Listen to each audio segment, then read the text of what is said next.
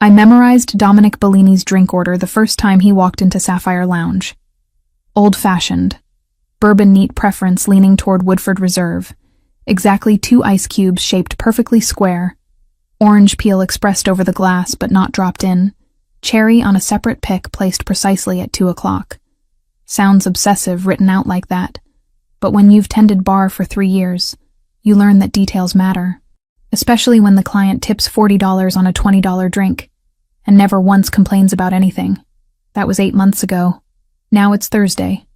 10 minutes past 10 p.m., and I'm already reaching for the Woodford Reserve before he settles onto his usual stool. Second from the end. Never the corner seat despite it being objectively better for privacy. Always the one that gives him a clear view of the entrance, the kitchen door, and the emergency exit near the bathrooms. Evening, Mr. Bellini. I set the cocktail napkin down with practiced precision. Usual? Please. His voice carries that gravelly quality some men develop around their mid-30s, smooth enough to be pleasant, but textured enough to suggest he's lived through things worth mentioning. Not that he ever mentions them. Our conversations rarely extend beyond drink orders and weather observations. I turn to prepare his old-fashioned, aware that he's watching me work. Not in a creepy way. I've dealt with enough drunk businessmen pawing at my wrist to know the difference. This is something else. Assessment, maybe. Like he's cataloging the way I muddle the sugar cube, the exact angle I twist the orange peel to release the oils. Uncle Marcus says certain people just have that quality, that predatory awareness that comes from always needing to understand their environment. Busy night, Dominic observes when I place his drink down. The ice cubes clink softly against the glass. Thursdays usually are. Everyone celebrating making it through another week. I wipe down the bar in front of him, even though it's already spotless. Keeping my hands busy prevents awkward hovering. He nods, lifts the glass, takes that first measured sip he always takes. Testing. Confirming. Then a barely perceptible exhale that I've learned to interpret as approval. The thing about working at Sapphire Lounge is that you develop a sixth sense about power. Not the loud, obnoxious kind that shows up in rental tuxedos and bottles of champagne they can't actually afford. Real power. The quiet kind that makes other patrons shift their conversations to lower volumes when certain people walk past. The kind where the manager personally escorts someone to their table instead of letting the hostess handle it. Dominic Bellini has that kind of power in spades. I noticed it the 3rd or 4th time he came in. The way Marco, one of our regulars who works in commercial real estate, practically tripped over himself moving to a different section of the bar. How the 2 guys in tailored suits who'd been arguing loudly about sports teams suddenly found their indoor voices when Dominic sat down. Small tells that added up to a larger picture I deliberately chose not to examine too closely. Uncle Marcus hired me 3 years ago when I was desperate enough to take any job that paid in actual money instead of exposure or experience. I just finished my chemistry degree from Boston University. $48,000 in debt with a BA that qualified me for precisely nothing except graduate school I couldn't afford.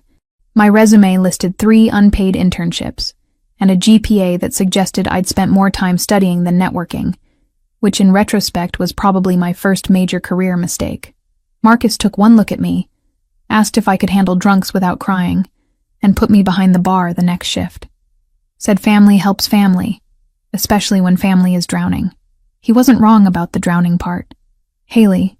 Marcus appears from the back office, nods at me, then at Dominic with considerably more deference. Mr. Bellini, everything satisfactory? As always, Marcus. You run a good establishment.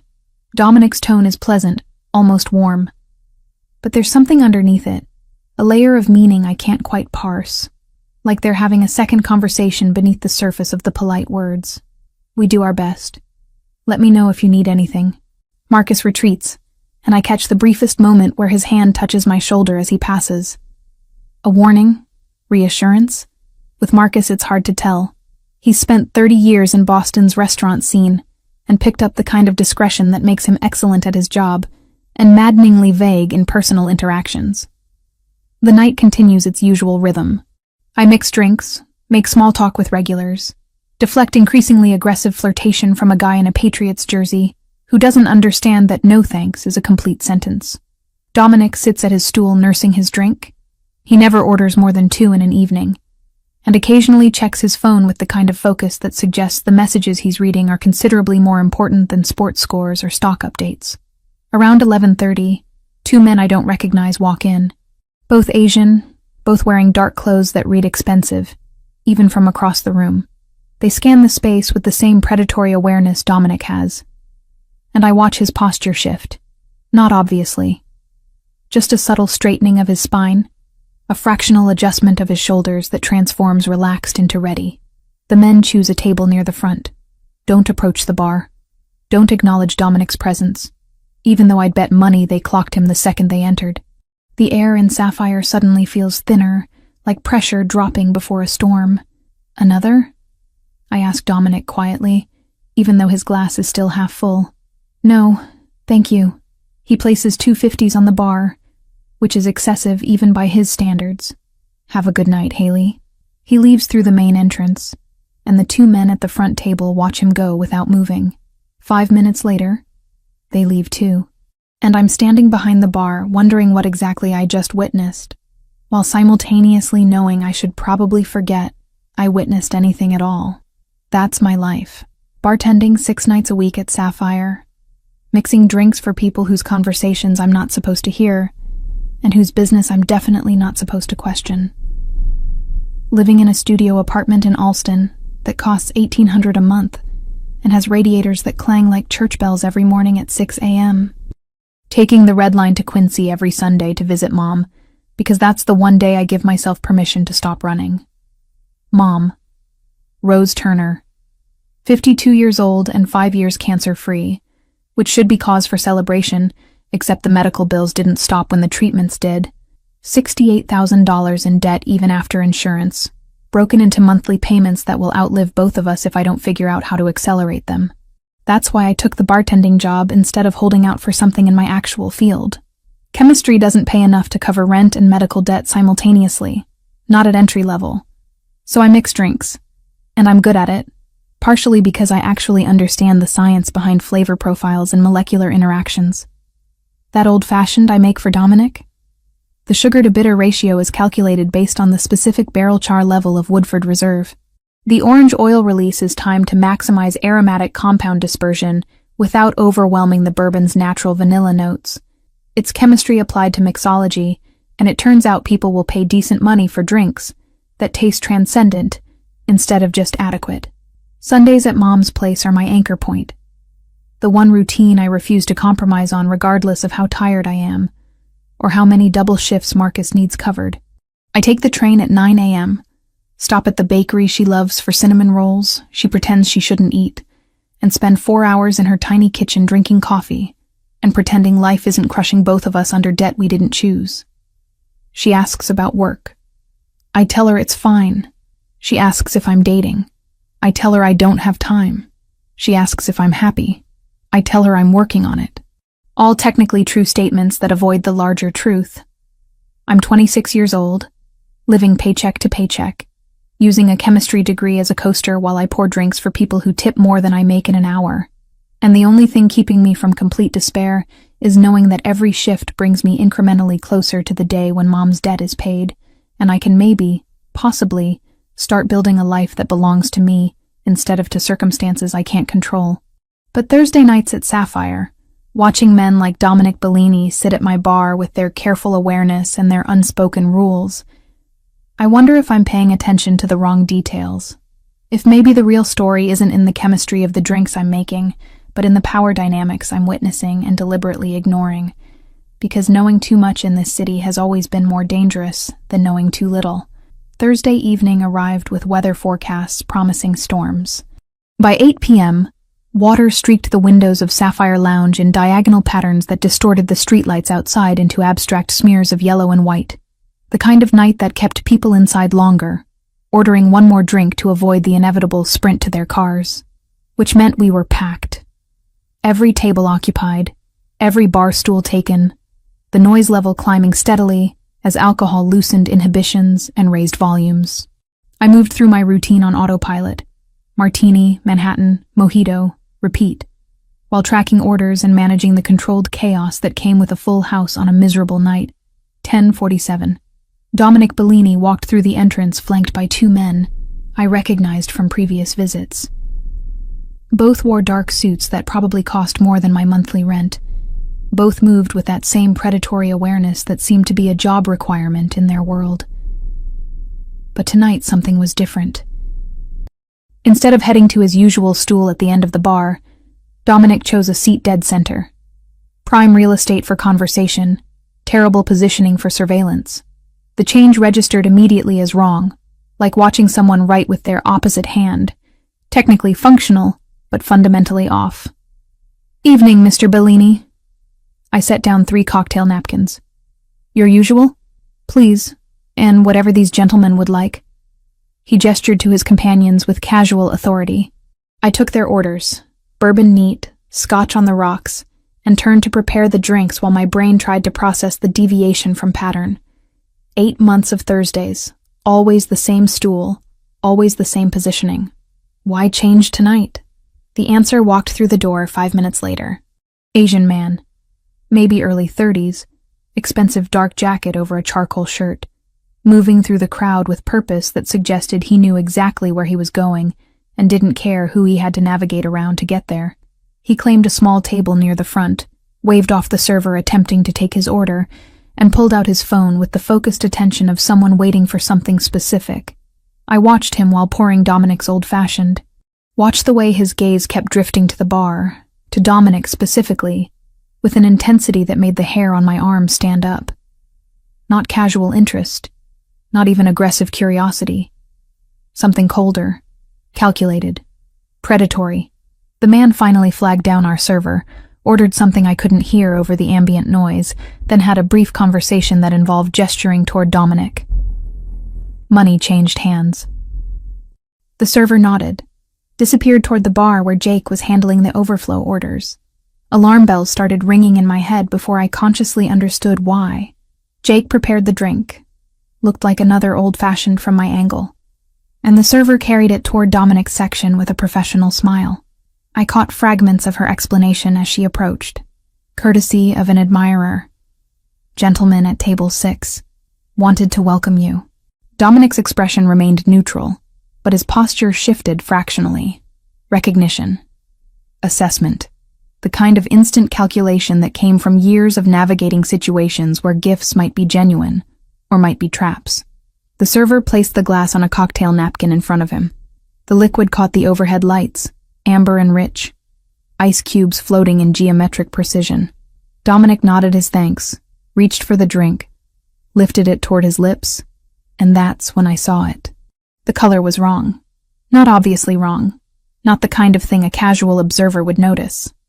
But I'd made thousands of old fashions. Understood the precise hue that resulted from proper bourbon to bitters ratio. Knew exactly how light should refract through properly mixed spirits. This drink had turbidity. A faint cloudiness disrupting the usual clarity, barely visible but definitely present. Bourbon doesn't cloud. Not unless something's been added that shouldn't be there. Something that doesn't fully dissolve, that creates microscopic particles suspended in solution. My chemistry training kicked in before conscious thought could interfere.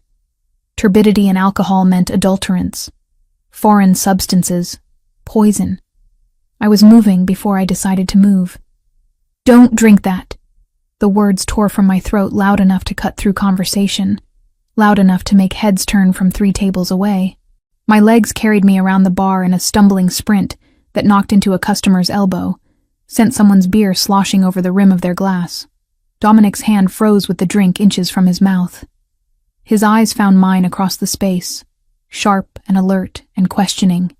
I reached him, slapped the glass from his grip with enough force that it flew sideways, tumbled through air in slow motion, exploded against the polished wood floor in a burst of liquid and crystalline fragments that scattered across tile like shrapnel. Silence crashed down over Sapphire Lounge with physical weight. Every conversation stopped. Every person within visual range turned to stare at the bartender who'd just assaulted a customer's drink with the kind of violence usually reserved for defending lives. My chest heaved. Adrenaline flooded my system so completely I could taste metal on my tongue.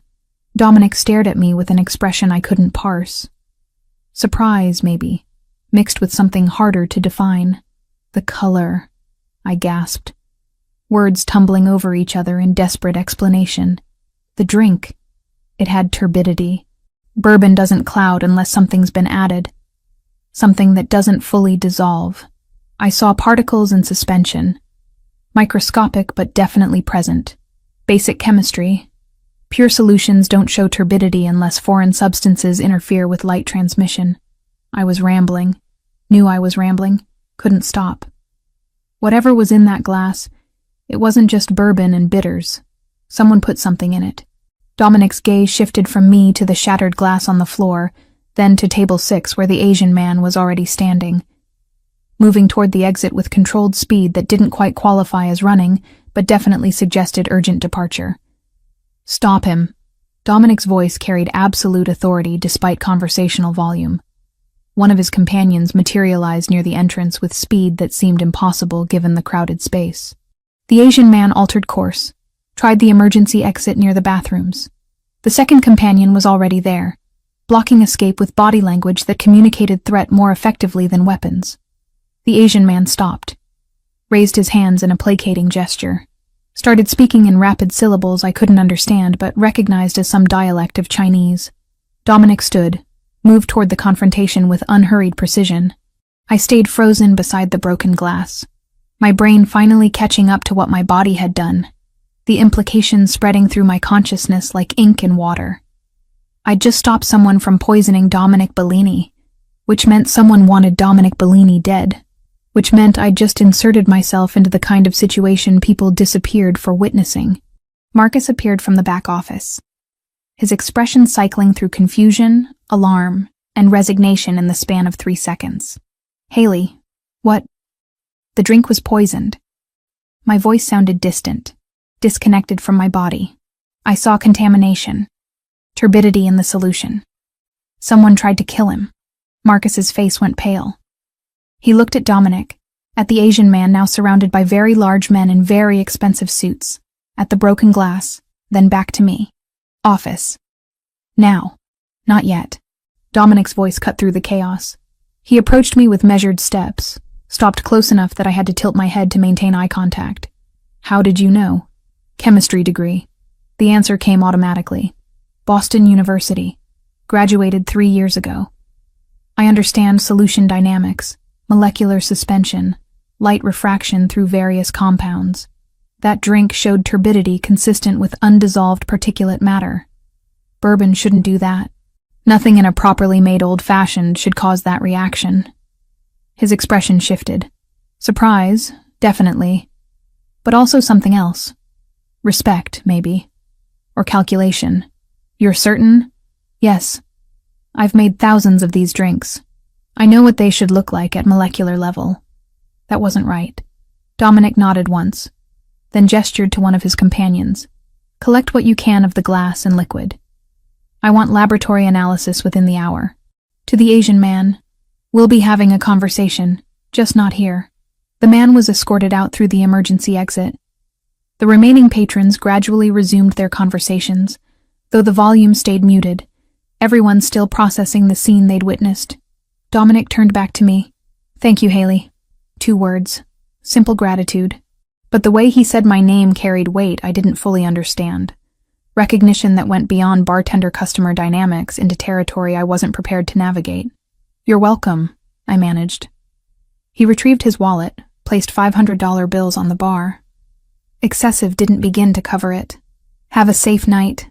Then he was gone, disappearing through the entrance with his remaining companion, leaving me standing beside broken glass and the slowly dawning realization that I'd just saved a man's life and possibly destroyed my own in the process. Marcus's office smelled like stale coffee and old paperwork. He closed the door behind us with more force than necessary, the kind of controlled slam that communicated anger without crossing into unprofessional. I stood in the middle of the cramped space, still shaking from adrenaline, while he paced behind his desk like a caged animal searching for an exit that didn't exist. You want to tell me what the hell just happened out there? His voice stayed level, but tension bled through every syllable. Someone tried to poison Dominic Bellini. I saw the contamination in the drink, turbidity in solution that shouldn't be there. Basic chemistry. I know about the chemistry, Haley. Marcus stopped pacing, braced both hands on his desk, looked at me with an expression caught between concern and resignation. What I need to know is if you understand what you just did. I stopped someone from being murdered in your bar. You stopped someone from being murdered in his bar. Marcus's correction carried weight. I was only beginning to comprehend. Dominic Bellini doesn't just frequent Sapphire Lounge, Haley. He owns it. Has for 7 years. I manage it for him. But this place exists under his protection, operates within his territory, pays him percentages of profits in exchange for security. The words landed like physical blows. You're saying he's head of the Bellini family organization, one of the most powerful crime syndicates on the East Coast. Controls shipping, ports, various business interests, both legitimate and otherwise. Marcus pulled out his chair, collapsed into it like confession had drained something vital from his body. I found out 2 years ago when some idiots tried to extort protection money from us. Thought Sapphire was independent, vulnerable. They were very, very wrong. My legs decided sitting was a good idea.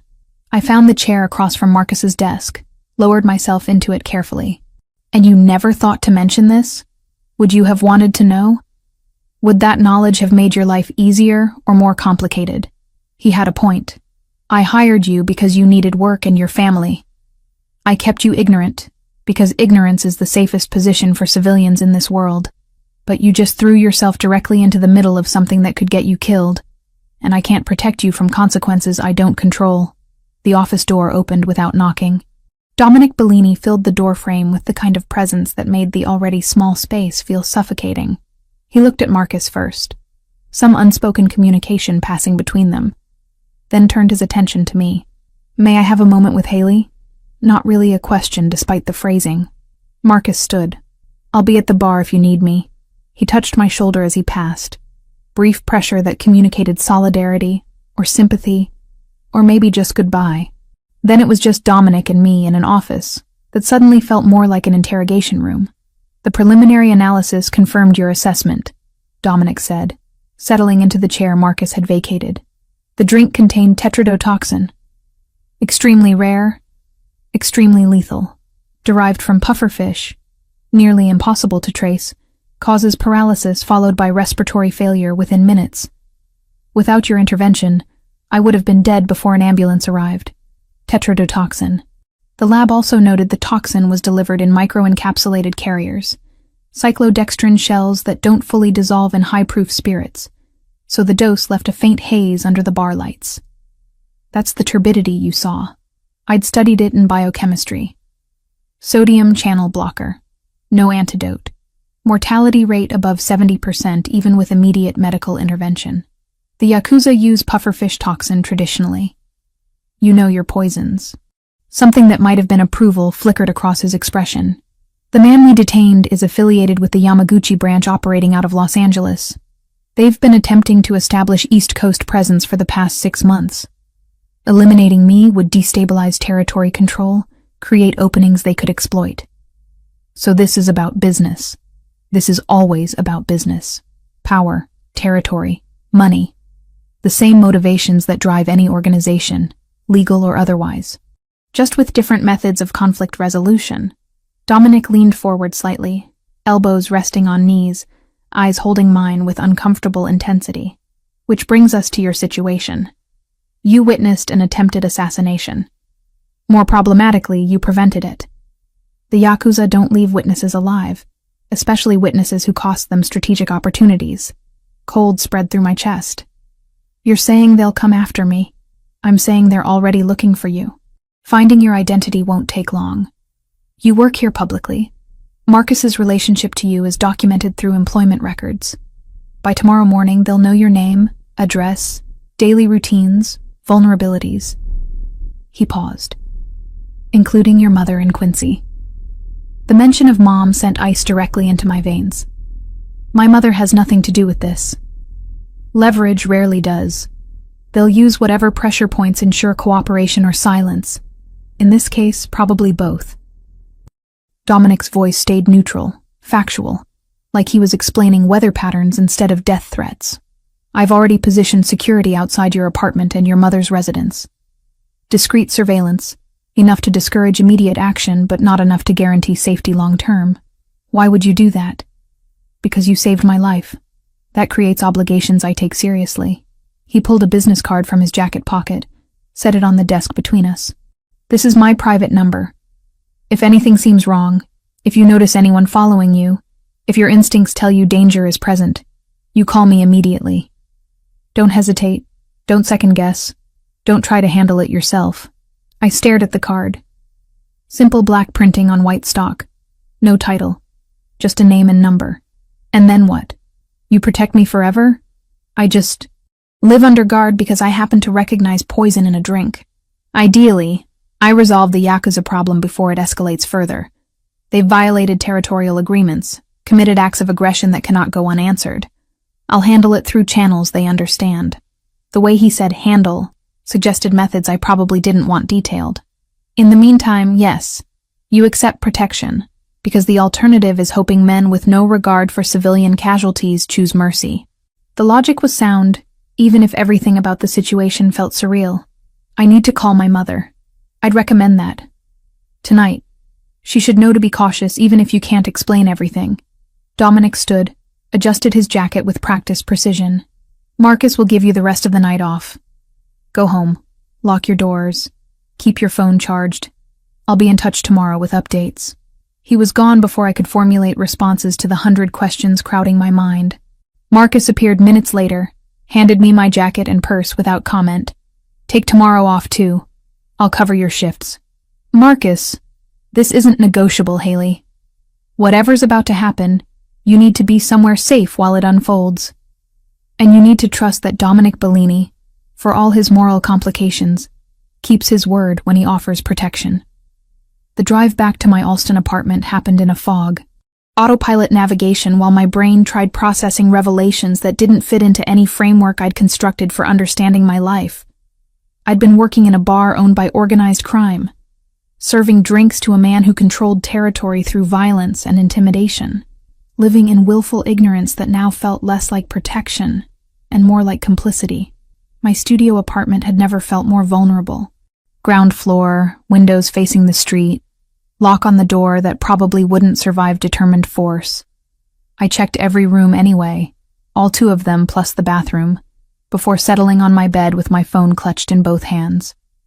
9:47 p.m. Late, but not too late.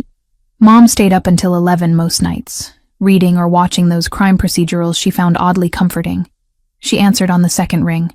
Haley, everything okay? Yeah. No. I mean, I'm fine, but I need to tell you something and I need you not to panic. Great start. Really reassuring. You're scaring me. I know. I'm sorry. Something happened at work tonight. Nothing involving me directly, but there might be some complications.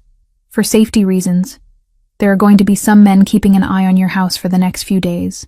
They won't bother you. They're just there to make sure nobody bothers you. Silence stretched long enough that I checked the screen to confirm we hadn't been disconnected. Then, men watching my house. Haley, what kind of trouble are you in? Not trouble exactly. More like I was in the wrong place at the wrong time and saw something I shouldn't have. The people who own the bar where I work are handling it, but they want to make sure I'm safe. And you're safe. As a precaution. The people who own the bar. Mom's voice shifted into that tone she'd used when I was 16, and came home past curfew with explanations that didn't quite add up. Are these people dangerous, Haley? They're complicated, but they're not a threat to us. If anything, they're preventing other people from being threats. Technically true, if misleading by omission. Another long silence. I want you to come stay with me. Tonight. I can't. I need to stay in Boston for work, but I'll call you every day. Morning and evening. I promise. And if anything feels wrong, if you see anyone suspicious, you call me immediately and then you call the police. This is insane. I know. I'm sorry. I wish I could explain better, but I don't fully understand it myself yet. Just, please trust me that I'm being careful, and the people watching your house are there to help. We talked for another 20 minutes, Mom cycling through worry and anger and resignation, before eventually accepting that I wasn't going to provide more details than I already had. By the time we hung up, My hands were cramping from gripping the phone too hard and my jaw ached from clenching teeth. I lay in bed staring at my ceiling, listening to street noises filter through inadequate windows, wondering how my life had shifted so completely in the span of 4 hours. This morning, I'd been a bartender with chemistry degree paying off medical debt through tips and minimum wage. Tonight, I was apparently under the protection of organized crime because I'd recognized poison and made the instinctive decision to prevent murder. Somewhere outside, men I'd never met watched my building. Across town, other men watched Mom's house in Quincy. And in some location I couldn't identify, Dominic Bellini was probably orchestrating responses to territorial violations using methods that would never appear in any legal filing. I'd saved a life tonight. That should have felt uncomplicated. Heroic even. Instead, it felt like I'd stepped through a door that locked behind me, into a room with no clear exits and rules I didn't understand. All I could do now was trust that the man whose life I'd saved would honor his word about keeping me alive long enough to regret my good deed, or not regret it. That remained to be determined. Carlo Ricci became my shadow on Friday morning. It was late November. Boston felt like steel and salt. I noticed him immediately. Tall, broad-shouldered, maybe late 30s, wearing dark jeans and a leather jacket that probably concealed more than just protection from Boston's November chill. He positioned himself across the street from my building at 7 a.m., leaning against a lamppost with the casual posture of someone who'd done this 1,000 times. I should have been terrified. Instead, I felt oddly reassured. Visible security meant Dominic was serious about protection. It also meant the threat was real enough to require it. The routine established itself quickly. Carlo followed me to the corner store, to the coffee shop, maintained 20 feet of distance that suggested professional surveillance rather than amateur stalking. By Friday evening, I'd stopped checking over my shoulder constantly. By Saturday morning, I nodded acknowledgement when our paths crossed at the entrance to my building. He nodded back, first hint of human interaction breaking through operational protocol. Sunday, I broke pattern. Took the red line to Quincy for my weekly visit with Mom, Carlo trailing 2 cars behind on the train. Mom noticed him through her kitchen window, standing near the park across from her house, with phone in hand like he belonged there. That one of your watchers? She set down her coffee mug, with enough force to make liquid slosh over the rim. His name's Carlo. He's been following me for 3 days. Very professional about it. I tried for light, conversational. Failed spectacularly. This is insane, Haley. I know, but it won't be forever. Just until things settle. I had no idea if that was true. How are you feeling? Any problems with the house? We spent the next hour pretending normalcy, while both of us watched Carlo through windows, tracking his position like he was weather we couldn't control, but desperately needed to predict. When I left, Mom hugged me longer than usual, the kind of embrace that communicated worry words couldn't adequately express. Monday, Dominic appeared at my apartment building around noon. I was heading out for groceries when his black SUV pulled to the curb, passenger window rolling down with mechanical precision. Get in. I'll drive you. Not a request. Carlo materialized beside the vehicle, opened the back door for me with practiced efficiency.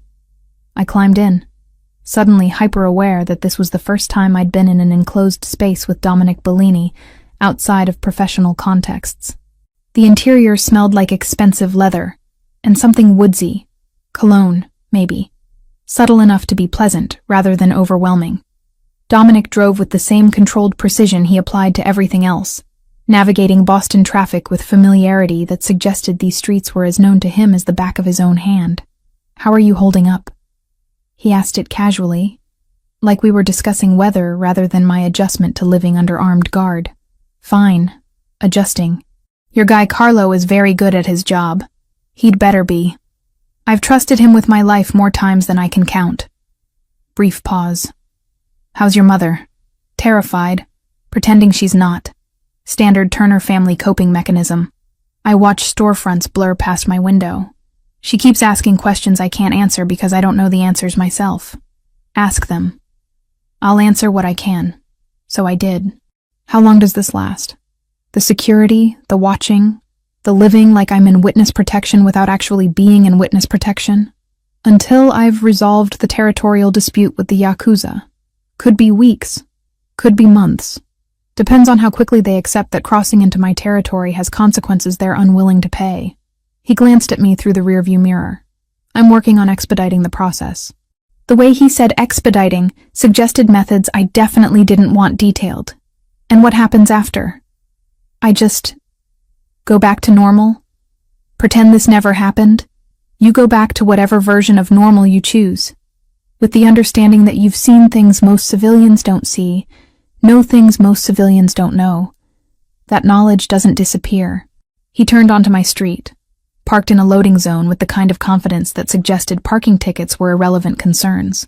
But yes, eventually this ends and you reclaim your life. We sat in silence for a moment. Then I asked the question that had been circling my mind since Thursday night. That scar on your chin. How'd you get it? His hand moved unconsciously to touch the vertical line bisecting his jawline. Bicycle accident when I was 7. Thought I could jump a curb at full speed. Learned physics doesn't care about confidence. Almost smiled. My father said it taught me valuable lessons about consequences and gravity. Your father ran the organization before you? For 30 years. Until someone decided territory disputes required permanent solutions. No emotion in his voice. Just flat statement of fact. I was 27 when I inherited responsibilities I wasn't prepared for. Learned fast because the alternative was losing everything he'd built. The vulnerability surprised me. This wasn't the controlled crime boss from Thursday night or the calculated protector from subsequent conversations. This was someone who'd been thrust into power through violence and adapted because survival demanded it. You were married? I already knew this from his earlier mention. But something about the enclosed space made personal questions feel less intrusive. Anna? Met her at a charity function. Married 6 months later. She died 3 years ago in a car accident on Route 93. Drunk driver crossed the median during evening rush hour. His jaw tightened fractionally. She wanted normal life. House in the suburbs, kids, distance from family business. I kept promising soon, after this deal, after that consolidation. Always soon. Never now. I'm sorry. So am I. He shifted to look at me directly. Why chemistry? You clearly have the aptitude for it, but you're tending bar instead of working in labs. What happened? Debt happened. Mom's medical bills, my student loans, the reality that entry-level chemistry positions don't pay enough to cover both rent and monthly payments exceeding $1,000. So I took the job that paid immediately and told myself it was temporary. I shrugged. 3 years later, temporary has become permanent. What would you do with chemistry if debt wasn't a factor? Nobody had asked me that in years. The question hit harder than it should have. Research, probably. Molecular synthesis, pharmaceutical applications. Something that mattered beyond making drinks taste good. I paused. Not that there's anything wrong with mixology.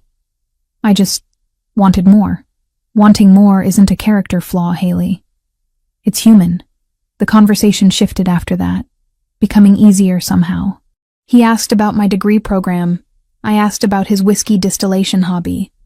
He explained the science of barrel aging. I corrected his understanding of chemical reactions during fermentation.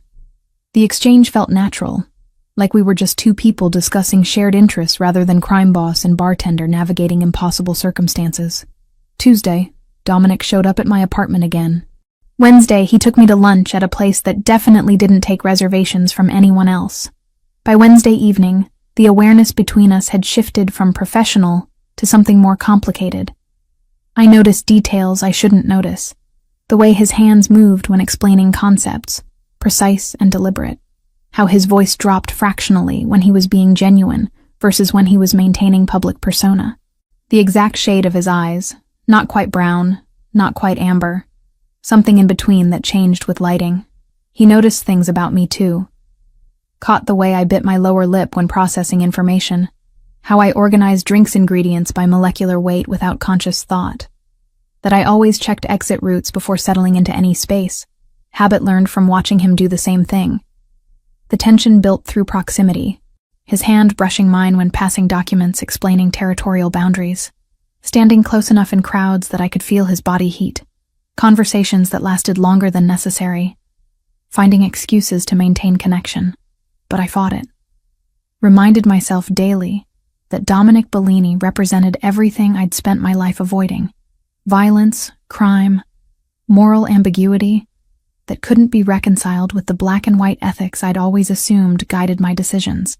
Thursday night, the 4th day of Carlo's protection, I walked to the corner bodega at 9 p.m. for milk I didn't actually need. Just wanted air, movement, brief illusion of normalcy. Carlo trailed behind as usual, maintaining his professional 20-foot distance.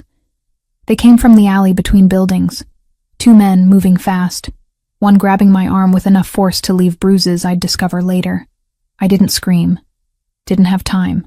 Training from self-defense classes I'd taken in college kicked in, dropped my weight, twisted, broke the grip through leverage rather than strength. The second man produced a gun, not pointed at me, pointed at Carlo, who'd closed distance the second violence started. Move, and she's the one who gets hurt. English with accent I couldn't place through the adrenaline flooding my system. Carlo froze, calculated odds faster than I could process them, made a decision that would have been suicidal if he hadn't been that good at his job. He moved. The next 10 seconds happened in that strange, slow-motion state where time dilates and details become hyper-real. Carlo's hand going for the weapon under his jacket. The sharp crack of gunfire, impossibly loud, reverberating off brick walls. The second attacker going down. The first one releasing me, reaching for his own weapon. More shots. Pain blooming across Carlo's chest. Dark stains spreading across forest green shirt turned black in streetlight. Then he was falling. I caught him before he hit pavement. Eased him down while my brain shifted into emergency mode. Medical training overtaking panic. Chest wound. Upper right quadrant. Bleeding badly but not arterial. Pressure. Needed pressure. I ripped off my jacket, pressed it against the wound with both hands. Stay with me. Carlo, stay with me. His eyes focused on mine, glazed but aware. Called Dominic. Sirens in the distance getting closer. The attackers had fled. Just me and Carlo and spreading pool of blood that felt warm against my knees soaking through jeans. I kept pressure, kept talking, kept him conscious through sheer force of will until paramedics arrived and pried my hands away to take over. The hospital waiting room had fluorescent lighting that made everyone look half dead. I sat in a plastic chair wearing scrubs someone had given me. My bloody clothes sealed in evidence bags, hands scrubbed clean, but still feeling like they were covered in Carlo's blood. Dominic exploded through the emergency entrance at 10:43 p.m. He saw me first, crossed the space in 4 long strides, pulled me up from the chair, hands framing my face while eyes searched for injuries he wouldn't find. Are you hurt? No. Carlo took the bullet. They tried to grab me. He intervened. They shot him. Words tumbling out disconnected, shock finally catching up. Upper right chest, missed major vessels but punctured lung. They took him straight to surgery. I used pressure, kept him stable until paramedics arrived. But I don't know if... You did everything right. His thumb brushed my cheekbone, gesture so gentle it broke something loose in my chest. You're safe. That's what matters. Carlo has a daughter. He told me. 8 years old. Plays soccer. I was crying now. Didn't remember starting. He almost died protecting me from a threat that only exists because I recognized poison in a drink. He chose this job knowing the risks. That doesn't minimize what happened, but it means this isn't your fault. Dominic pulled me against his chest, arms wrapping around me with surprising tenderness. You're coming home with me. Not a discussion. You're not safe in Alston, and I need you somewhere I can guarantee protection. I should have argued.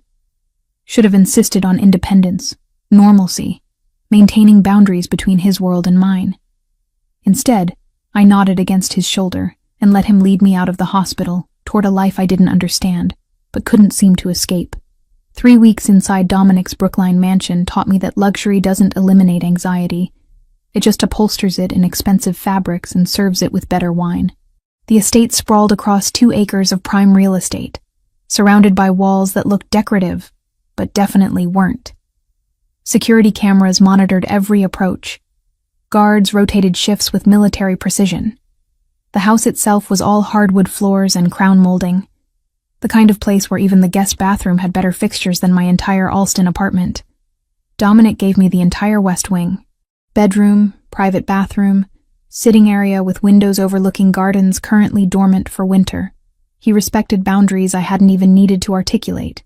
Never entering without knocking, never pressuring proximity beyond what I initiated, which somehow made the proximity harder to resist. Carlo recovered in a medical suite on the first floor. Dominic had converted what was probably meant to be a library into a fully equipped recovery room, complete with hospital bed, monitoring equipment, and a nurse who checked vitals every 4 hours. The bullet had punctured his right lung, missed his heart by 3 inches, required surgery that lasted 6 hours, and would need at least 6 weeks of careful healing before he could return to active duty. I visited him daily, partly from guilt, mostly from genuine concern for the man who'd taken a bullet protecting me from consequences I still didn't fully understand. Friday of the 3rd week, I found him sitting up in bed. Color finally returned to his face. His daughter's soccer photos covered the bedside table. Blonde girl with gap-toothed grin wearing jersey number 7. Her name's Sophia, he said, catching me looking. She's 8. Plays midfielder for her elementary school team. Has a mean right foot and absolutely no fear on the field. She's beautiful. I settled into the chair beside his bed. Does she know what happened? That Daddy got hurt at work and needs to rest for a while. Her mother, my ex-wife, knows more, but we agreed to keep details age-appropriate. He shifted carefully, wincing at the movement. I want to thank you. For the first aid, for staying calm, for probably saving my life before the paramedics arrived. You took the bullet protecting me. That seems like it balances the scales. Not how it works. You didn't ask for this situation. I chose this job knowing the risks. He paused. Dominic's a good man, despite what he does for a living. He'll keep you safe. Trust that even when trusting him feels impossible. The words stayed with me long after I left Carlo's room. Sundays became ritual adapted for circumstances. I couldn't visit Mom in person. Security risks remained too high, but video calls maintained connection across the distance. Every Sunday at 10 a.m., I'd settle into the sitting area with my laptop, and Mom would answer from her kitchen in Quincy. You look tired, she observed during the 3rd week's call. I'm fine, just adjusting. Not technically a lie. Adjusting to living in a mansion with criminals. Her tone carried the sharp edge she reserved for situations where politeness had been exhausted. Adjusting to not being able to leave. It's temporary, Mom. I promise. Your promises don't control other people's violence, Haley. She softened slightly. I'm just worried. This isn't the life I wanted for you. It's not the life I wanted either. But it's the life I have right now. And I'm making the best of it. I shifted the laptop to show her the view from my windows. Look, I have access to gardens. Security everywhere. 3 meals a day I don't have to cook. It could be worse. It could also be better. It should be better. She wasn't wrong. But explaining that simple right and wrong had become complicated in ways I was still processing, felt beyond my current emotional capacity. The distillery occupied the entire basement. Dominic had converted what was probably meant to be wine storage into a functional whiskey production facility. Copper stills, aging barrels, temperature-controlled environments, equipment that suggested serious investment in the hobby. I discovered it by accident Tuesday of the 2nd week, following stairs I'd assumed led to laundry. Instead, I found Dominic monitoring fermentation tanks with the focused attention he applied to everything. Chemistry lab? I asked from the doorway. He turned, surprise flickering across his expression before settling into something that might have been pleasure. Whiskey distillery. Started it 5 years ago as stress relief. Turns out chemical processes are remarkably meditative when they're not related to business. I moved closer, examining the setup with professional interest. You understand you're basically doing organic chemistry, right? Fermentation, distillation, oxidation reactions during barrel aging. All of it applies principles I studied for 4 years. Then maybe you can tell me why this batch tastes off. He poured a sample into a glass, handed it to me. Should be ready, but something's not right. I swirled, sniffed, tasted, let the liquid coat my tongue while analyzing flavor compounds. You're getting sulfur notes. Probably from stressed yeast during fermentation. Temperature spike, maybe? or contamination in the mash. His eyebrows rose. You can taste that? I can identify molecular signatures. Sulfur compounds are distinctive. I set down the glass. You need to control your fermentation temperature more precisely. Even a few degrees variance can stress the yeast, produce off flavors that persist through distillation. Show me. So I did. Spent 3 hours that night explaining biochemistry of fermentation, optimal temperature ranges for different yeast strains, how copper in the still helped remove volatile sulfur compounds through chemical bonding. Dominic absorbed information like he'd been waiting years for someone to explain the science behind his art. It became routine. After dinner, we'd descend to the distillery. I'd teach chemistry. He'd share traditional distilling techniques passed down through his family. We'd experiment with grain combinations, barrel char levels, aging processes. The work felt natural, collaborative. The first thing in 3 weeks that didn't carry undertones of danger or obligation. Tuesday of the 3rd week, I asked about the scar on his chin again. This time he answered with more detail. I was 7. Thought I was invincible. Decided to jump a curb on my bike at full speed. Physics disagreed violently. He touched the vertical line reflexively. Needed 12 stitches. My father didn't take me to the hospital for 3 hours because he was in a meeting he couldn't leave. When he finally did, he told me the scar would remind me that consequences don't care about confidence. That's harsh for a 7-year-old. He was preparing me for leadership in a world that doesn't forgive weakness. Dominic's voice stayed neutral, factual. Looking back, I understand what he was doing. Doesn't mean I agreed with his methods. Tell me about Anna. The question emerged before I could reconsider its wisdom. His jaw tightened. For a moment I thought he wouldn't answer. Then, met her at a charity function. She worked for an education nonprofit. Spent her days fighting for funding that would never be adequate. She had this optimism that felt impossible given what she witnessed daily. I fell for her immediately. How long were you married? 6 years. She wanted children, a house somewhere quiet, distance from family business. I kept promising soon. After this deal. After that territory consolidation. Always soon. Never now. He stared at the aging barrel in front of us. She died 3 years ago on Route 93. Drunk driver crossed the median during rush hour. She was gone before the ambulance arrived. I'm sorry. Words felt inadequate, but nothing else existed to offer. She deserved better than I gave her. Better than delayed promises and a husband who prioritized business over building the life she wanted. He finally looked at me. That's why I don't make promises I can't keep anymore.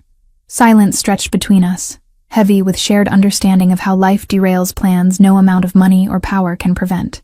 My mom survived cancer 5 years ago, I said quietly. Stage 3, aggressive treatment, odds that made doctors use phrases like cautiously optimistic, which is code for probably terminal. But she survived. $68,000 in debt even after insurance, but she survived. That's why you're bartending instead of using your degree. That's why I'm doing whatever pays immediately. Research positions don't cover both rent and 4-figure monthly payments. So I mixed drinks and told myself it was temporary until temporary became permanent. I picked up one of the chemical testing kits, examined it unnecessarily. I spent years being angry at the system that monetizes survival, at the driver who caused the accident that killed my parents 5 years earlier, leaving me as her only family, at myself for not being able to fix problems that required money I didn't have. Your parents died in an accident too? Drunk driver on Route 80. Back then we still lived in New Jersey, just off I-80. We moved to Boston the year after. He got 18 months for vehicular manslaughter, served 9. Mom got cancer the next year. Sometimes I wonder if grief can trigger cellular mutations, if loss literally makes you sick. No scientific evidence for it, but the timing felt connected. Dominic moved closer, not touching, but near enough that I felt his presence like heat. You've carried weight nobody should carry alone. So have you. Different weight. I chose this life. You had it forced on you by circumstances beyond your control. Does it matter? I met his eyes. Choice or circumstance?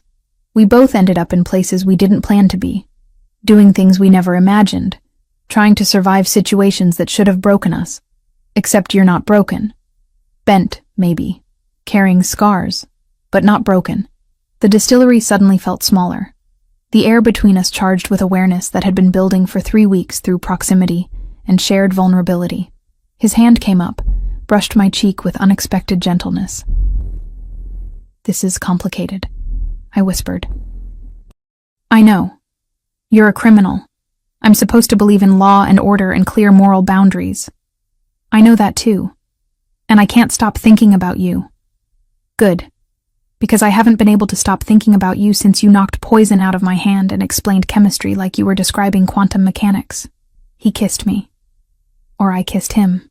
The distinction blurred in the moment his mouth found mine, careful at first, then deeper as 3 weeks of tension exploded into contact. His hand tangled in my hair. Mine gripped his shirt, pulling him closer while my brain screamed warnings my body had stopped listening to. I pulled back. Needed air. Needed space. Needed to think clearly for 5 seconds without his proximity derailing every rational thought I'd ever had. We can't do this. Even saying it felt like lying. Why? Not challenging, just asking. Because I don't know how to reconcile wanting you with knowing what you are. Because this feels like crossing a line I can't uncross. Because you're scared. Still gentle, but direct. Yes. Admitting it hurt. I'm terrified. Of you. Of this. Of what it means if I let myself want something I know I shouldn't want. Dominic stepped back, giving me space I'd asked for but didn't actually want. "Then we don't do anything you're not ready for. I'm not going anywhere. These feelings aren't temporary or situational. When you're ready, if you're ready, I'll still be here." I left the distillery shaking. Made it to my room before collapsing onto the bed, pressing palms against eyes that burned with tears I refused to let fall. Everything about this situation was wrong. I was living in a crime boss's mansion, under his protection, developing feelings for him that went beyond gratitude into territory I didn't have maps to navigate. Thursday morning brought news that derailed everything else. Dominic's intelligence network had identified Yakuza activity escalating. They weren't backing down from their territorial push. They were doubling it, planning something larger, more aggressive, designed to destabilize his entire operation. And I, apparently, remained leverage they were willing to use. 2 months after Carlo took a bullet meant for me, he walked into the distillery without favoring his right side. Still careful with movement, still healing internally, but functional enough that Dominic had cleared him for light duty. I was monitoring fermentation temperatures when he appeared, looking healthier than he had any right to given that a chest wound nearly killed him 8 weeks ago. "You're back." I set down the thermometer, genuinely pleased. "How do you feel?" "Like I got shot and survived." He touched his chest reflexively. "Doctor says 6 more weeks before full clearance, but I'm tired of sitting in that medical suite watching daytime television. Dominic said I could observe planning sessions as long as I promised not to do anything stupid." "Planning sessions? You haven't heard?" Carlo glanced toward the stairs. "He's been building a counter-operation. Intelligence finally mapped the complete Yakuza network in Boston. He's moving on it this week." My stomach dropped. "Moving on it how?" "That's probably a conversation you should have with him directly." I found Dominic in his office, surrounded by papers and photographs that looked like surveillance images. He didn't seem surprised when I walked in without knocking. "Carlo says you're planning something." I closed the door behind me. "Something involving the Yakuza?" "I am." He gestured to the chair across from his desk. "They've escalated operations despite losing their initial assassination attempt. Intelligence suggests they're planning a larger move, targeting multiple locations simultaneously to destabilize my entire organization. I can't let that happen." "So you're going to... what? Start a war?" "I'm going to end one before it properly begins." He leaned back, studying me. "But I could use your help, if you're willing." That stopped me. "My help? I'm not exactly trained in tactical operations." "No. But you understand chemistry in ways that could give us strategic advantage." He pulled a file from the stack, slid it across the desk. "The Yakuza move supplies through specific distribution channels. If we could mark those supplies with something traceable, we could map their entire network without direct confrontation. Track movements, identify key players, build comprehensive intelligence." I opened the file, scanned the contents. supply chain documentation, shipping manifests, warehouse locations. You want me to create a chemical marker. Can you do it? How long would it take? 2 weeks to develop and test. Maybe 3 if I run into complications. I looked up from the file. But Dominic, this feels like crossing a line I've been very carefully not crossing. What line is that? Active participation instead of passive observation. If I help you build this, I'm not just protected by you anymore. I'm working with you. That makes me complicit in ways that... I struggled for the right words. In ways that change who I am fundamentally.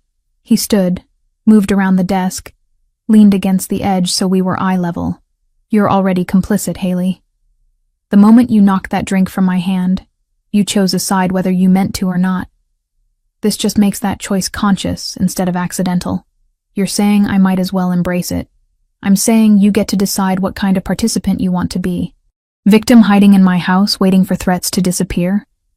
Or active partner using your expertise to help resolve the situation that put you here? He paused. Either choice is valid, but only one gives you control. He was right. And I hated that he was right. If I do this, I need proper equipment. Real laboratory setup, not improvised distillery tools. Done. I'll have industrial-grade equipment delivered and installed in the East Wing by tomorrow afternoon. He touched my hand. Brief contact that somehow felt more intimate than anything we'd done in the distillery weeks ago. Thank you. The equipment arrived as promised. An entire room converted into functional chemistry lab complete with precision scales, analytical instruments, chemical storage, ventilation systems that probably violated several residential building codes. Dominic had spared no expense, which made sense for someone whose business regularly required discreet access to specialized resources.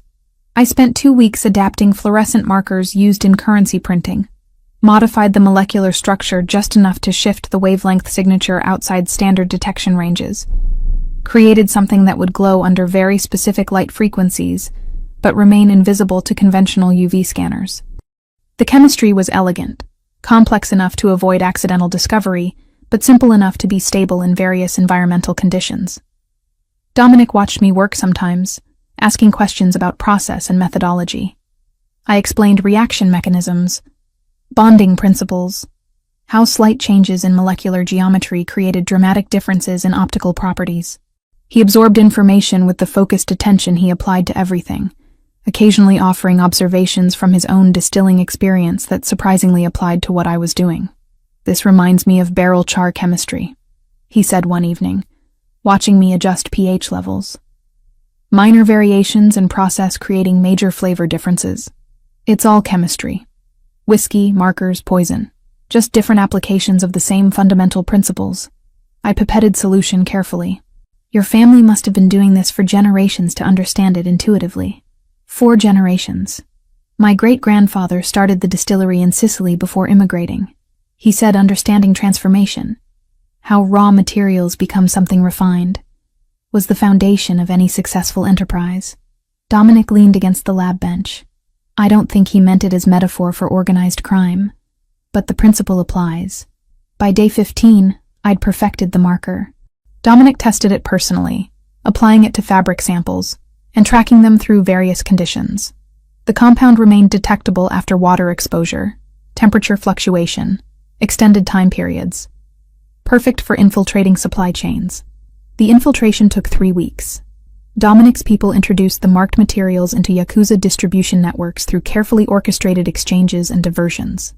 Every movement after that glowed under detection equipment, mapping routes and connections with precision that would have taken months to establish through traditional surveillance. I watched the intelligence build on screens in Dominic's office. Digital maps showing supply movements, warehouse locations, operational patterns. By week 3, we had comprehensive documentation of the entire East Coast Yakuza infrastructure. This is better than I hoped, Dominic said, studying the data. We can provide this to federal authorities anonymously. Let them handle dismantling the operation through legal channels. That actually surprises me. I expected you'd handle it yourself. I prefer avoiding unnecessary violence when strategic alternatives exist. The FBI can accomplish what needs accomplishing without the kind of warfare that puts civilians at risk. He glanced at me. You thought I'd just execute people. The possibility crossed my mind. I'm not saying I won't defend territory when necessary, but choosing violence as first option instead of last resort is how organizations destabilize themselves. He made a call, initiated whatever anonymous transfer process delivered intelligence to federal authorities without revealing sources. 6 weeks later, coordinated federal raids hit 12 locations simultaneously. The operation dismantled Yakuza infrastructure so completely that news coverage dominated regional media for 3 days. Arrests, seized contraband, organizational leadership scattered or imprisoned. But the primary target, the man who'd ordered my death and Carlo's shooting, escaped. Carlo delivered that news personally, his expression grim. Intelligence confirms he's still active, blames you specifically for the operation's failure. Says your leverage he'll use to force Dominic into territorial concessions. Leverage. The word tasted metallic. He thinks Dominic will abandon territory to protect me. Dominic's considering sending you somewhere safer temporarily. Out of state, secure location, until this resolves. The conversation happened that evening.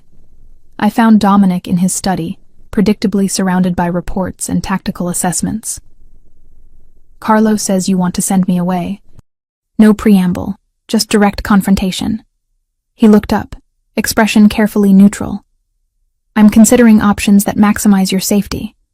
By removing me from the situation entirely, making me someone else's problem, someone else's responsibility. Anger built in my chest, hot and sharp. I'm not a package you can ship to secure storage, Dominic. I'm trying to keep you alive. By treating me like I'm incapable of participating in my own defense. My voice rose despite efforts to control it. I just spent 2 weeks developing sophisticated chemical trackers that made your entire operation possible. I'm not some helpless civilian who needs to be hidden while men handle the dangerous work. I lost Anna because I wasn't there when she needed me. I won't make that mistake again. His voice dropped. Rough with emotion he rarely showed. If something happens to you because I kept you close instead of sending you somewhere safe, then that's my choice to make. I moved closer, needed him to hear this. I chose to save your life at Sapphire. I chose to stay here instead of running. I chose to help develop those markers knowing exactly what it meant.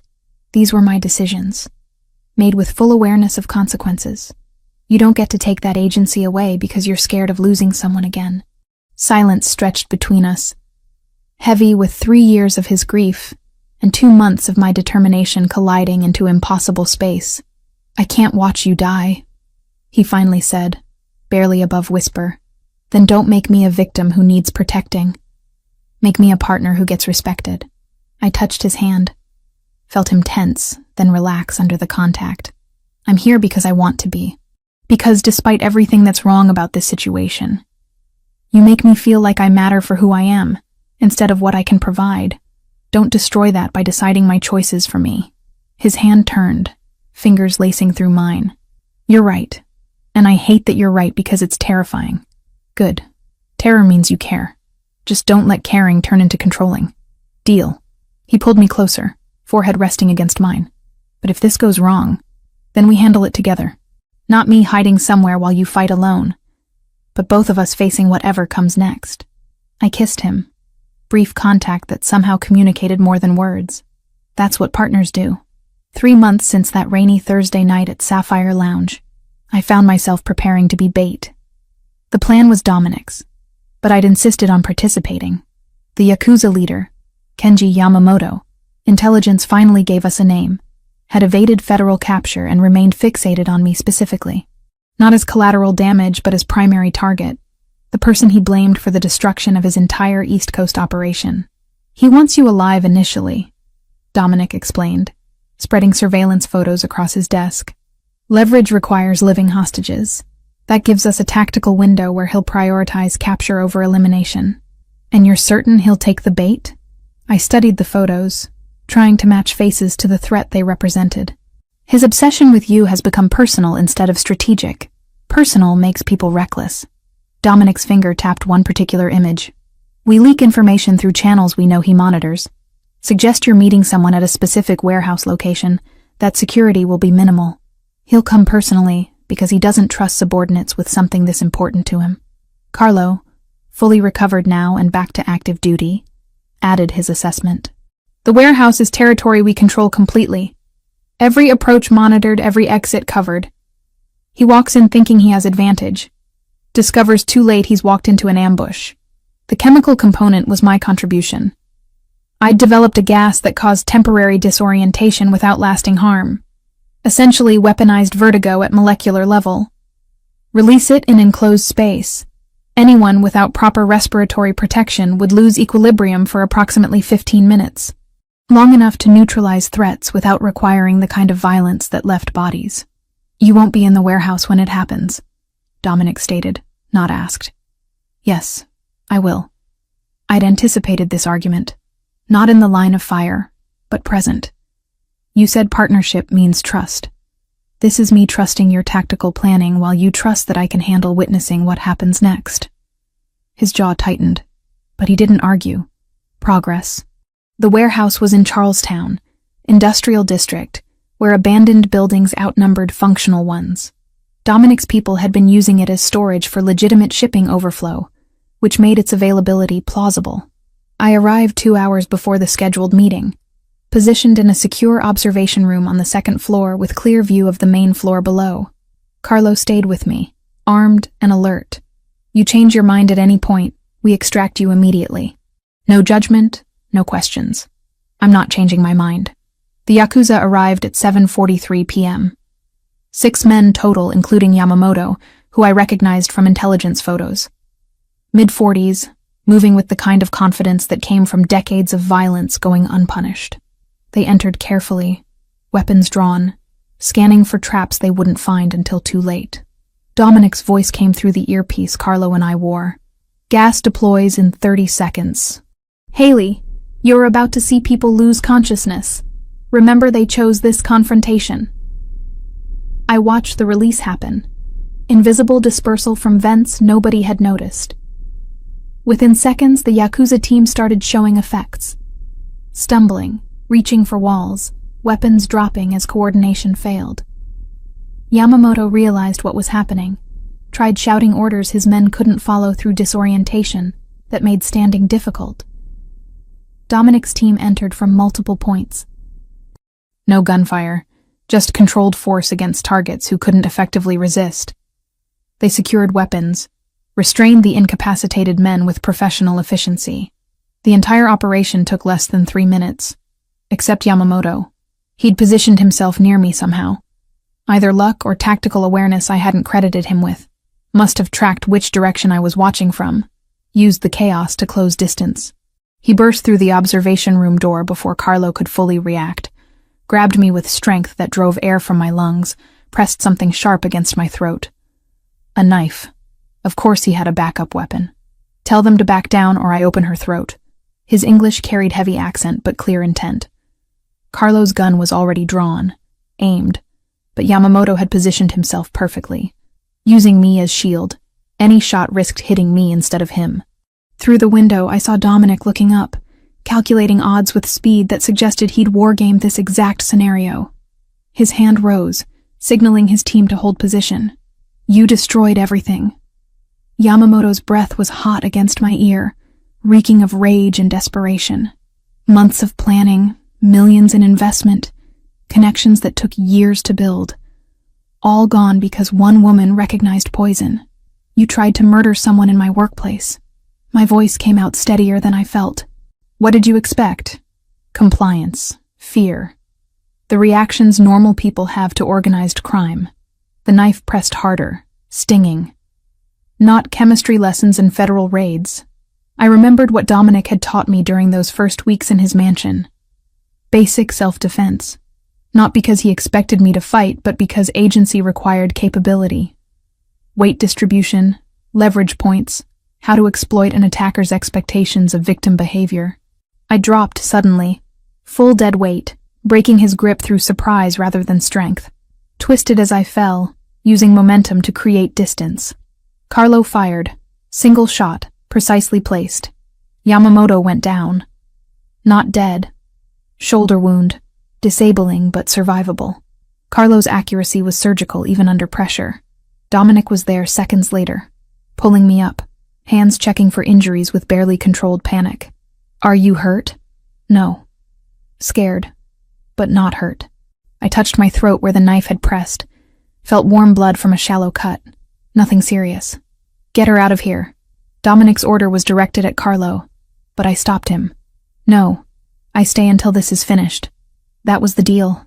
Yamamoto was conscious, clutching his shoulder, being restrained by two of Dominic's men. Dominic approached him with calm that was somehow more frightening than anger would have been. You violated territory agreements. Attempted assassination. Targeted civilians. Dominic's voice stayed level, factual. You understand what happens now. You kill me. Very predictable. Yamamoto spat blood. Big, tough Italian, defending his territory. No, I turn you over to federal authorities with evidence that makes prosecution unavoidable. You spend the rest of your life in prison, contemplating what happens when business becomes personal. Dominic pulled out his phone. Made a call. Yes. I have information regarding the Yamamoto case. Charlestown Warehouse District. Bring multiple units. He was calling the FBI. Not executing, not disposing of the body in some dock, but actually involving law enforcement. I hadn't expected that. 30 minutes later, federal agents swarmed the warehouse. Dominic's people had vanished, leaving only the incapacitated Yakuza and enough evidence to support charges that would keep them imprisoned for decades. I watched from a distance as Yamamoto was loaded into a vehicle, still shouting threats nobody was listening to anymore. Dominic found me after, when the warehouse had emptied, and we stood in the parking lot under sodium lights that turned everything orange and surreal. You could have run, he said quietly. When Yamamoto grabbed you, Carlo would have covered your escape. I could have. I chose not to. I leaned against his car, exhaustion finally catching up. I'm done running from consequences of choices I'd make again anyway. He kissed me then, fierce and desperate, like he was confirming I was real and alive and choosing to stay despite everything I'd just witnessed. We drove back to Brookline in silence. I spent the next 3 days alone in my room, processing what I'd seen and done and become, watching men lose consciousness from gas I'd developed, witnessing Dominic's calm as he orchestrated violence with surgical precision, having a knife to my throat, choosing to fight instead of freeze. The sounds, the fear, the aftermath. On the 3rd day, I found Dominic in the distillery. He didn't seem surprised. I'm not leaving, I told him. I'm not running, not having regrets, not pretending this was temporary. I know, but I need you to understand something. I'm not doing this to become your wife in the traditional sense. I'm not going to be the woman who stays home while you handle business. I want to use my chemistry, develop things that matter, build something that belongs to me. I wouldn't want you any other way. He set down the glass he'd been cleaning. You're the least traditional person I've ever met, Haley. That's why this works. Even knowing I'll probably challenge you constantly, question decisions, argue strategy, refuse to accept because I said so as valid reasoning, especially knowing that. He pulled me close, forehead resting against mine. Partnership isn't about agreement, it's about respect, even during disagreement. I kissed him, let 3 days of processing transform into acceptance that my life would never be simple, but could still be chosen. This was who I was now. Bartender with chemistry degree who'd saved a crime boss's life and fallen in love with him despite every rational reason not to. Complicated, morally ambiguous, impossible to explain to anyone outside this world. But mine, completely, consciously mine. 6 months compressed into moments that felt both fast and infinite. The first week after Yamamoto's arrest, I returned to Sapphire Lounge. Not full-time, 2 nights weekly, Thursday and Friday, when the place filled with people celebrating survival of another work week. Security remained but became invisible, the kind of protection that existed in shadows without announcing itself. Marcus didn't ask questions when I walked back behind the bar, just handed me a clean apron and said, "Good to have you back." His resignation had edges of relief, like he'd been holding breath for 3 months, and finally remembered how to exhale. We didn't discuss Dominic, or where I lived now, or what I'd witnessed during my absence. Some conversations happened better through silence. The second month brought the conversation I'd been avoiding. Dominic found me in the distillery late one evening, holding financial documents I recognized immediately. Mom's medical debt, itemized down to the last dollar of the $68,000 she'd been paying off in monthly increments that would have lasted another decade. I want to pay this. Direct, no preamble. Not as charity or obligation. As investment in our future. Your mother shouldn't carry this weight, and neither should you. I wanted to refuse. Had reflexive pride screaming that accepting would make me dependent, kept, somehow less than equal. But looking at those numbers, remembering every month Mom chose between medication and groceries, every time I'd worked double shifts to send extra payments, the refusal died in my throat. This feels wrong. Even saying it sounded hollow. Wrong would be watching you sacrifice everything to repay debt that resulted from surviving cancer. Wrong would be having resources to help and choosing not to use them because of pride. He set the papers on the lab bench between us. I'm not asking permission, Haley. I'm telling you this is happening. You get to decide whether we do it as partners or as me acting unilaterally while you're angry about it. I cried for over an hour. Ugly crying. The kind that comes from 3 years of pressure releasing all at once. Relief and guilt tangled together until I couldn't separate them. Dominic held me through it. Didn't try to fix or explain, just provided solid presence while I fell apart. The debt disappeared the next week. Mom called me immediately, voice shaking. Haley, what did you do? I fell in love with someone who had resources I didn't. He used them. That's what happened. Simplest truth I could offer. This man you're with is complicated and morally ambiguous and absolutely serious about building a life with me. And I'm serious about building one with him. First time I'd said it out loud to anyone. I know this isn't what you imagined for me, but it's what I'm choosing. Long silence. Then, I want to meet him. Properly. Not through windows or video calls. If he's going to be part of your life, I need to know who he is. 3rd month, I brought Dominic to Quincy. Mom's house looked smaller than I remembered. Her kitchen table where we sat feeling cramped with 3 people instead of 2. She studied him with the same intensity she'd used when I brought home school projects, looking for flaws in construction or logic. You run an organization. Statement, not question. I do. Legitimate businesses primarily, with history that's less legitimate. I won't insult you by pretending otherwise. Dominic's honesty surprised me. Your daughter saved my life. Then chose to stay in my world despite having every reason to leave. I'm trying to deserve that choice. By paying her mother's debts. By removing obstacles that prevented her from building the life she deserves. The debts were obstacles. He paused. I love her, Mrs. Turner. That doesn't excuse what I am or what I do, but it means I'll spend the rest of my life trying to be worthy of what she's given me. Mom looked at me. Really looked. Searching for something I couldn't name. Whatever she found must have satisfied because she nodded once. You hurt her, Mr. Bellini, and no amount of power will protect you from me. We clear? Completely clear. 4th month found rhythm in the distillery work. Dominic had been transitioning family operations toward legitimate businesses for years. This just accelerated the timeline. I developed chemical processes for whiskey production that increased quality while reducing costs. Real chemistry, meaningful work, building something that existed in daylight instead of shadows. 5th month, we stopped talking about the relationship as temporary or complicated and started planning like it was permanent, where we'd live long-term, whether children were something we wanted, how to balance his responsibilities with my need for autonomy. Hard conversations that felt foundational rather than threatening. The proposal happened on an ordinary Tuesday. We were in the distillery testing a new barrel char technique when Dominic pulled a ring from his pocket. Simple band with engraved molecular structure I recognized immediately. Serotonin, the neurotransmitter associated with happiness and bonding. Marry me. Not a question, but not a command either. Statement of intention, invitation to agree.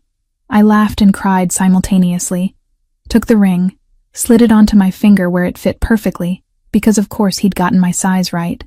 Yes. Obviously, yes. The wedding was small by any standard, massive by our need for privacy. Mom attended, healthier than she'd been in years, wearing forest green dress she'd bought specifically for the occasion. Marcus walked me down the makeshift aisle Dominic's people had constructed in the mansion's garden, his hand trembling slightly against mine. "You sure about this?" he whispered. "More sure than anything I've ever done." "Then I'm happy for you, kid. Really happy." Carlos stood as Dominic's best man, completely recovered from the bullet wound that nearly killed him, his daughter Sophia in the front row wearing her soccer uniform, because apparently that's what 8-year-olds wore to weddings when given the choice. The Bellini family filled remaining seats, men and women who'd accepted me not as Dominic's trophy, but as someone who'd proven herself through actions that mattered in their world. The ceremony was brief. We'd written our own vows, stripped of traditional language about obeying or honoring, focused instead on partnership and conscious choice. When the officiant pronounced us married, Dominic kissed me like we weren't surrounded by witnesses. Like this moment had rewritten every future we'd separately imagined into something new and shared. Reception happened in the mansion, dinner for 30 people who mattered. Marcus gave a toast about family choosing each other. Mom cried through hers about watching me become someone she recognized and didn't recognize simultaneously. Carlo talked about owing his life to both of us, how sometimes the best families were built through circumstance rather than blood. That evening, I stood in the distillery with my husband. The words still felt strange. Surrounded by copper stills and aging barrels and chemistry equipment that represented everything I'd built here. Dominic came up behind me, arms wrapping around my waist, chin resting on my shoulder. "What are you thinking?" he asked. That I should have known recognizing poison would lead here. That chemistry has always been about understanding reactions and transformations. That somehow, impossibly, this is exactly where I was supposed to end up. You regret any of it? Not 1 second. Even the terrifying parts, especially those actually, because they taught me I was stronger than I knew. I turned in his arms. "We should expand the distillery operation. Hire people who need second chances the way I needed one. Build something that proves legitimate success is possible for people everyone else has written off. I love the way your brain works." He kissed me softly. "Let's build that. Let's build everything." We stayed in the distillery until past midnight, planning and dreaming and mapping futures that balanced his world with mine into something neither of us could have created alone. Life would never be simple. His past didn't disappear because we'd chosen each other. My chemistry degree didn't erase the fact that I'd developed chemical weapons. But simplicity had never been the goal. Authenticity was. Partnership was. Choosing consciously, instead of drifting passively through circumstances we pretended to control. I'd started this journey as a bartender with chemistry degree, working to pay off debts I couldn't escape. Ended it as a woman who'd recognized poison and saved a life, and fallen in love with someone who made impossible things feel inevitable. The transformation wasn't complete, probably never would be, but it was mine, completely, consciously, impossibly mine.